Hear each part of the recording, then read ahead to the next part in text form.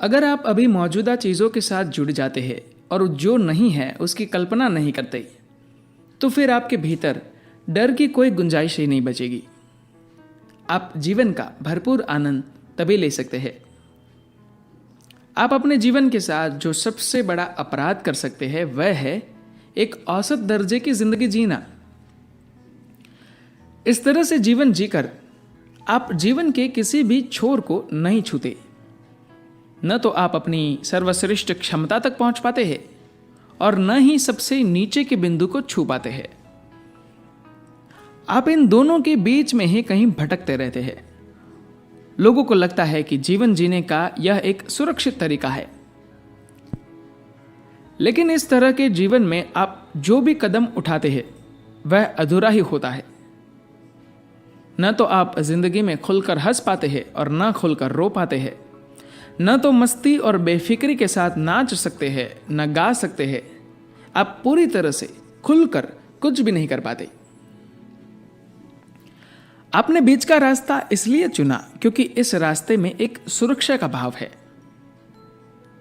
अगर आप भीड़ के बीच में खड़े हो तो आप सुरक्षित होते हैं, लेकिन भीड़ के सबसे आगे या पीछे खड़े होने का आपको हालात का सामना करना पड़ता है। लोगों ने इस मध्यम मार्ग को एक सुनहरे मार्ग के रूप में समझने की भूल कर ली है। यह सुनहरा मार्ग बिल्कुल नहीं है, बल्कि यह तो आपका डर है, आपके भीतर असुरक्षा की भावना है। एक बार एक छोटा बच्चा अपनी मां के पास गया और बोला, मां मैं नदी में जाकर तैरना चाहता हूं।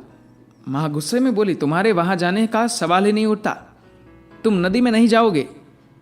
वह नदी खून के प्यासे भयानक मगरमच्छों से भरी पड़ी है। खबरदार जो तुमने कभी नदी में पांव भी डाला। लेकिन मां, पिताजी तो रोज सुबह नदी में तैरने जाते हैं। मां ने जवाब दिया, तुम उनकी चिंता मत करो, उन्होंने सुरक्षा बीमा ले रखा है। बीमा आपके जीवन में सुरक्षा लेकर नहीं आता, यह तो मुसीबत के वक्त में मदद के लिए है। एक बंद दरवाजा सुरक्षा की निशानी नहीं है, लेकिन कुछ परिस्थितियों को नियंत्रित करने के लिए हम दरवाजा बंद करते हैं।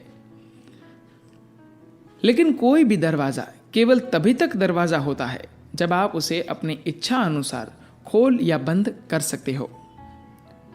अगर कोई दरवाजा हमेशा बंद रहता हो तो आप उसे दरवाजा नहीं कह सकते, तब तो वह एक दीवार होगा। जीवन में आपके पास थोड़ा बहुत जो कुछ भी है उसे लेकर आप ठोस हो गए हैं, बजाय इसके कि आप तरल होकर बहते रहते। इससे आपकी जिंदगी में एक ठहराव आ गया है। एक तरह से आप अनिश्चय की स्थिति में हैं। देखिए, अगर आप जीवन भरपूर तरीके से जीते हैं और फिर मर जाते हैं तो यह ठीक है, लेकिन अनिश्चय की स्थिति में न तो आप जी रहे हैं और न ही मरे हुए हैं। ऐसे में जब आपकी मृत्यु हो जाएगी तो आपको महसूस होगा कि आप अपना जीवन भरपूर जिए बिना ही मर गए हैं।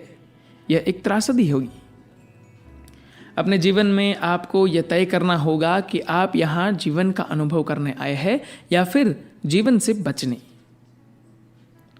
अगर आप यहां जीवन का अनुभव करने के लिए आए हैं तो इसके लिए जिस चीज की सबसे ज्यादा जरूरत है वह है तीव्रता। अगर आपके भीतर तीव्रता नहीं होगी तो आप बहुत ही छोटे स्तर पर जीवन का अनुभव कर पाएंगे। जैसे ही आप अपने डर को अपनी सुरक्षा के रूप में इस्तेमाल करते हैं, आपकी तीव्रता कम हो जाती है। एक बार अगर तीव्रता कम हो गई तो फिर जीवन का अनुभव करने की क्षमता भी चली जाएगी। तब आप एक मनोवैज्ञानिक केस बनकर रह जाते हैं। आप इस बात पर ज्यादा ध्यान दें कि आखिर आपका डर किस बात को लेकर है। आपका डर उस बात के लिए नहीं होता जो घटित हो चुका होता है, बल्कि क्या हो सकता है इसे लेकर आप डरते हैं। यानी आपका डर हमेशा भविष्य को लेकर होता है, लेकिन भविष्य तो अभी होना है, ये अभी घटित नहीं हुआ है। इसका मतलब है कि फिलहाल इसका कोई अस्तित्व नहीं है। फिर भविष्य को लेकर डरने का मतलब है कि आप उस चीज से पीड़ित हो रहे हैं जिसका कोई अस्तित्व ही नहीं है। जो चीज अभी है ही नहीं, आप उससे डर रहे हैं। ऐसे में हम आपको पागल कहे या समझदार, आपके लिए एकमात्र सुकून की बात यह है कि आपके साथ बहुत से लोग हैं, लेकिन बहुमत होने से ही आप सही नहीं हो जाते, क्योंकि आप ऐसी चीज से परेशान हैं जिसका अस्तित्व ही नहीं है। डर जीवन की देन नहीं है। डर भ्रमित मन की उपज है जिसका कोई अस्तित्व ही नहीं है। आप उस चीज से इसलिए डरते हैं क्योंकि आपकी जड़ें वास्तविकता की जमीन में नहीं धसी है, बल्कि वे आपके मन में धसी है, जो लगातार अतीत से ताकत पा रहा है और भविष्य को गंदा कर रहा है।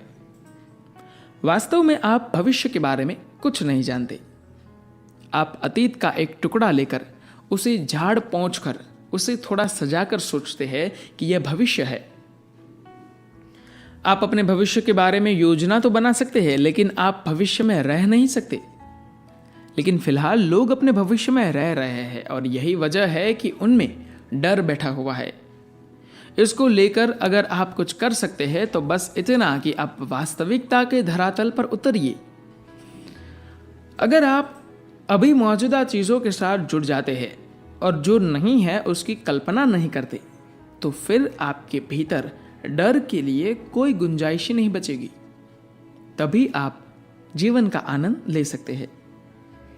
आप इस बात पर ध्यान दें और फिर देखें कि आपके साथ क्या होता है। ज्यादा से ज्यादा क्या होगा? आप मर जाएंगे, उससे ज्यादा कुछ नहीं होगा। मरने से पहले कम से कम जी तो लीजिए, क्योंकि मरना तो आपको हर हाल में है। हम सब अपने लिए मौत की कामना नहीं कर रहे हैं। हम सब कई साल जिंदा रहने की योजना बना रहे हैं, लेकिन वास्तव में आपने यह जीवन कितने गरिमापूर्ण ढंग से और कितनी आजादी के साथ जिया। अगर आपने भरपूर जीवन जिया तो फिर मरना सार्थक है, वरना जीवन ही नहीं बल्कि मृत्यु भी एक पछतावा होगा। धन्यवाद।